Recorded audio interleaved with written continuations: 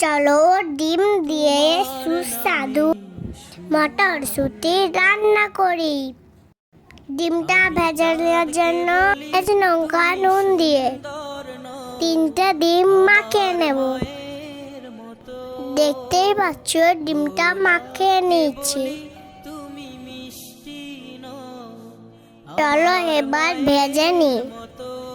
উল্টে পাল্টে ডিমটা ভেজে নেব। দেখো ভাজা হয়ে গেছে, নামিয়ে নেব। ওই কড়াইতে মটরশুঁটি ভেজে নেব। দেখো কত সুন্দরভাবে কালার আসছে, ভাজা হয়ে আসছে, নামিয়ে নেব। চলো এবার রান্না করি। তেল দিয়েছি, দিয়ে দেব গোটা জিরে।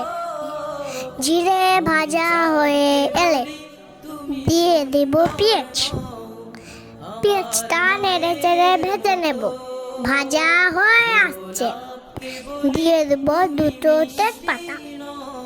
আবারও নেড়ে চেড়ে ভেজে নেব। দিয়ে দেব 3টে কাঁচা লঙ্কা, 2টো টমেটো। ভালোভাবে সবগুলোকে একসঙ্গে নেড়ে চেড়ে ভেজে নেব।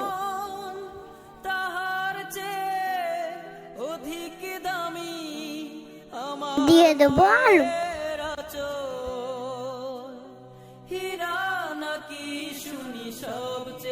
দেখো আলুটাও ভাজা হয়ে গেছে। দিয়ে দেবো পানি, গুঁড়ো, জিরে গুঁড়ো, হলুদ গুঁড়ো, ধনে গুঁড়ো, সব একসাথে কষে নেব ভালোভাবে। দেখো কত সুন্দর কালার আসছে। এবার দিয়ে দেব ভেজে মটর। আবারও নেড়ে চেড়ে কষে নেব। দিয়ে দেব স্বাদ মতন লবণ।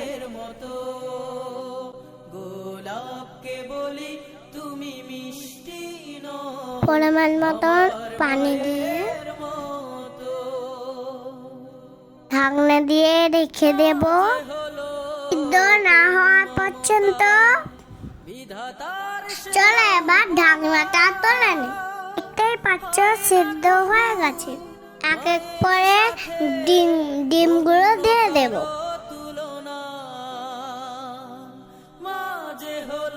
দেখো কত সুন্দর হয়েছে, খেতে দারুণ।